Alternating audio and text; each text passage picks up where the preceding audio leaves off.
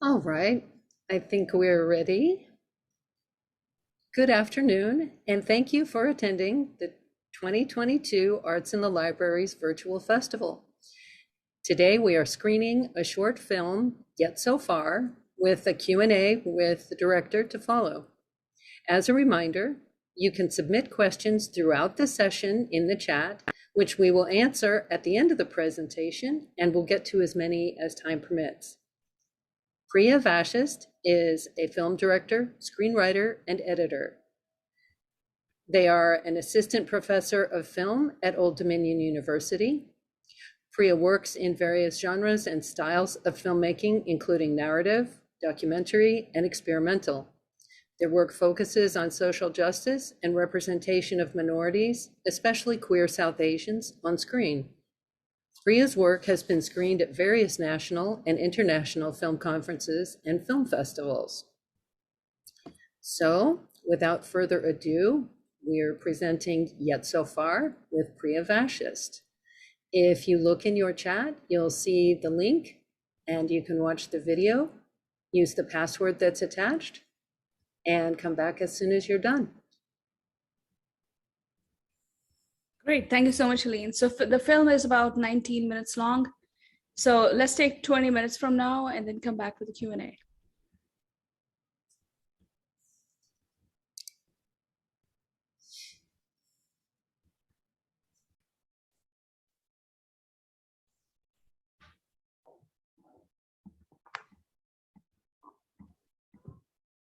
Thank you, Priya, for sharing that incredible film with us. I think we'll give people just a moment to finish up and cue back in for a little question and answer. Of course, thank you.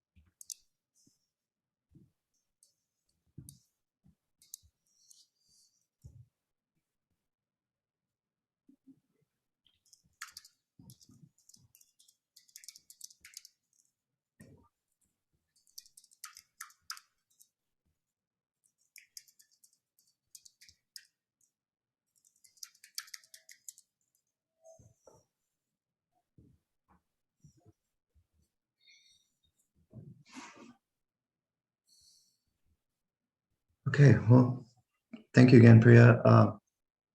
I think right off the bat, I think we would all love to know what inspired you to tell the story of Misha and Sharon, these two lovers in your story.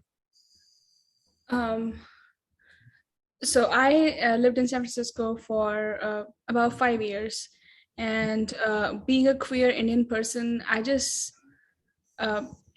just judging by the way the Indian community around us was like, it was just really hard to come out to them. And there was a time when my partner and I, we were open to everyone else we knew except for the Indian community because it was still so homophobic. So, especially with South Asian women, the queerness is still so invisible. So I just kind of wanted to address this invisibility of queerness amongst South Asians, and my own experiences inspired me to make this film. And so as far as like shooting the film in San Francisco, that's obviously you have a connection there. Is that important to the overall story in general as well? So yeah, I chose San Francisco as the setting of this film because I have worked very closely with a lot of queer groups in San Francisco, and it's a very diverse city and also a very queer city. So I knew these groups, the South Asian queer group, for example, had about 400 members, and the Asian Pacific Islander queer group a queer community group had more than thousands of members. So I felt like it was a it's a big queer hub, and that's why I set the film in San Francisco. And also I've been at ODU for almost 3 years now, and but because of the pandemic, and I made this film about a year ago, and because of the pandemic, I just never got too familiar with the area, and I was still so familiar with the queer community there and just the area in general. So decided to base it in San Francisco. I don't know if that answered your question. Oh yeah, no, and actually it brings me to another where because brought your familiarity with San Francisco and queer culture there. Have you noticed since the film's come out and more people have seen it on the East Coast, kind of bridging of those? Because I know we can all think between the two East and West Coast, sometimes things get kind of different, but has there been some kind of common ground that you've discovered there through people's reactions? So I actually only finished this film a week ago, and and a week ago we showed it as a part of the Asian American Film Festival that took place last week, started last Sunday and then ended on Tuesday. So yeah, I showed this film exactly a week ago, and yeah, since I mean, the reactions that I got from people here were mostly positive. Some people were asking me about why we chose to shoot Golden Gate Bridge from that angle. Like, you never see the bridge from that angle, right? You always see the whole bridge, which is like the standard postcard photo that is used pretty widely but yeah, we did those things because we were trying to like do something different, and just visually with that. And I have not had a lot of questions and feedback about how the representation of just the area and characters in general is different on the West Coast from the East Coast. I feel like I need to circulate it more, and I am submitting it to festivals, so I'll hopefully get those questions. I hope so too. We have a question from the chat. Yes. For you. Just asking, how challenging was it for you to film, during the pandemic? And I guess as an add-on to it, how difficult was it to find actors and, especially actors that you felt appropriate for the film? It was very challenging to film during the pandemic. So I'll start with a longer story. So we were actually scheduled to shoot a film here in Norfolk in April 2020. And we had finished casting. We had all our crew put together, locations, everything was done. But the pandemic hit at the beginning of March 2020, and that film never really happened. And it was really disheartening to all of us who were involved with that film. And at a point it felt like we were not going to shoot until the pandemic was going to end. But then vaccines came and people started getting vaccinated, and there came a time when people felt okay just wearing masks around other people, and then so on the set we were very strict about having a safe set in general, and so we required everyone to be vaccinated, and we all took COVID tests prior to being on the set, and the condition was to test negative. And everyone just wore masks throughout except for the actors, so they were the only ones who were allowed during the masks. And finding people for this project was very difficult. I think if I had wanted to make this film at the beginning of the pandemic, it would be even more challenging, because people were just not willing to. People were so scared of COVID. They still are, and there is good reason to be scared of it. But after vaccinations, I think people had more confidence to get involved in projects that involve in-person interaction. And I looked for a lot of actors, and I it was challenging to find uh, the actor for the South Asian role, because the film addresses kind of this homophobia within the Indian community, even in the United States. So, and for that reason, we got very few submissions from Indian actors, but I really wanted to cast an Indian actress in that role. And we were very lucky to have Shavya, who played Anisha in the film. And yeah, it took me a good 3 months to even get good submissions for that role. But I could easily get submissions for the other roles, which is pretty interesting. Okay. Okay. And yeah, go ahead. Sorry, go ahead. I mean, I just read the message from the question from Helene in the chat. Filmmakers I looked up to for inspiration. Shonali Bose has been one of my biggest inspirations. She made this film called Margarita with a Straw, which we also screened during the Asian American Film Festival. That film focuses on so the main character in that film has cerebral palsy, and she, despite her disability and other challenges, moves from New Delhi to New York, and that completely changes her life. She discovers herself and her sexuality, and so Shonali Bose is definitely a big influence on me, and I really admire Meera Nair,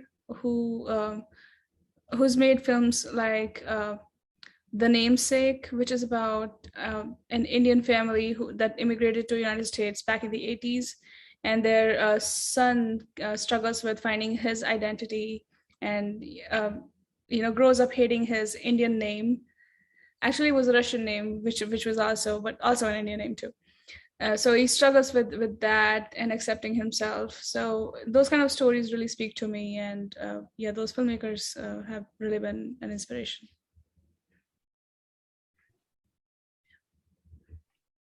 And for you as a filmmaker and an educator, how important is it for you to see this kind of minority representation, not only in sort of well, and just in general? I think it's important in many different ways. But where do you see that representation and its value, and where do you think its importance really comes through?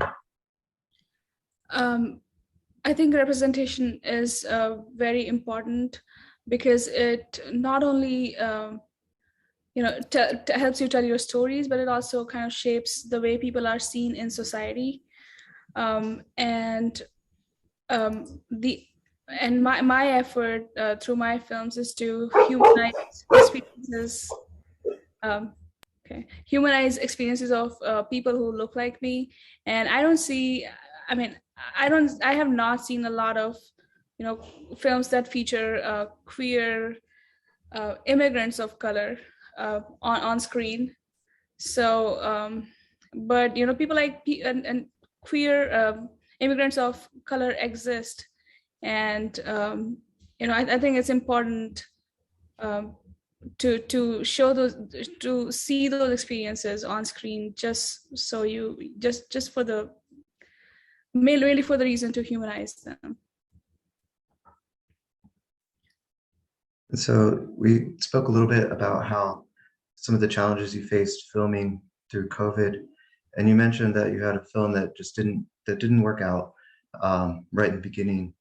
How many do you have? Several of those projects kind of in your queue that now that things are sort of opening up a little bit more, that you look forward to, and just sort of essentially what can we look for down the line? Thank you for that question. I'm working on 2 other projects right now. And yes, there was one other project that was hugely impacted by the pandemic. So that film is a documentary which is based on the Hunton YMCA, or William A. Hunton YMCA, which is located in located in the St. Paul's neighborhood in Norfolk.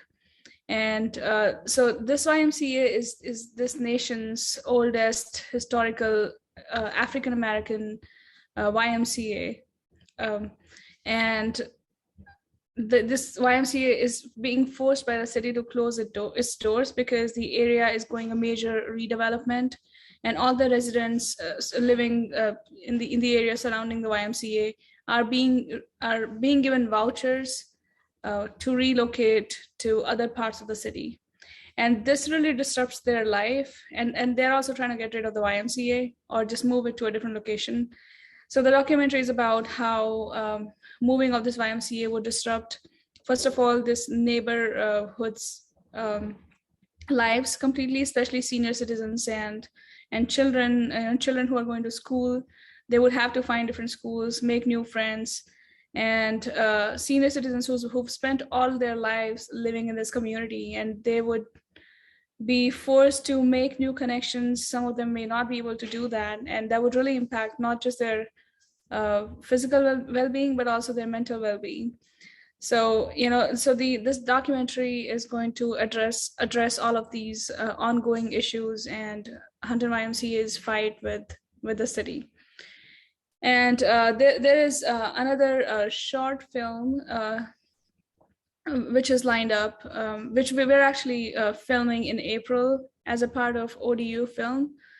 So, and a lot of my students are also going to help out on this film in various crew roles. And we're also hiring some working professionals to work on the film. So this film will be about an international student who is forced to work illegally outside of campus despite being infected with COVID-19. So a lot of people are not aware of this, but international students who come to study in the US on a visa are not legally allowed to work anywhere outside of campus. And when campuses shut down during the pandemic, it was really difficult for them to sustain their lives, to pay their rent, to pay for, just their living expenses in the US, because a lot of them come from really poor backgrounds and really poor countries.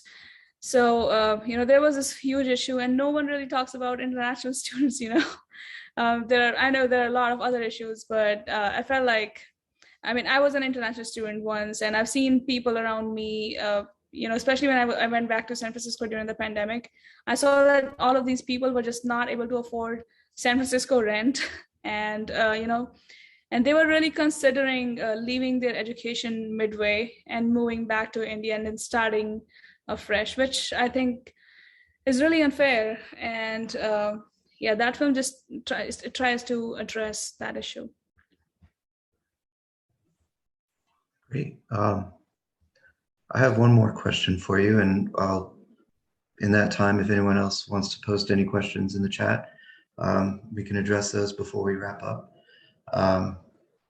But I noticed in your film, in short films in general, you're trying to communicate a lot within a brief moment in time.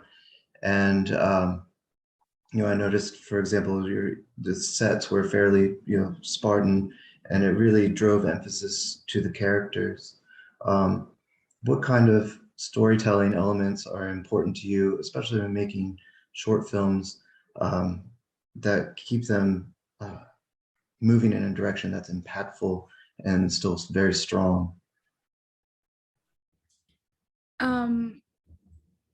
So talking just about the short film structure, in short films, you usually don't have much room to play with subplots. So your main plot is what you focus on. And in this film, the main plot was Anisha struggling with her identity and still kind of being forced by her family, who is so far away, but still influences her, but is still influencing her life in the US. And she's kind of, she's kind of given into their, what they want for her life.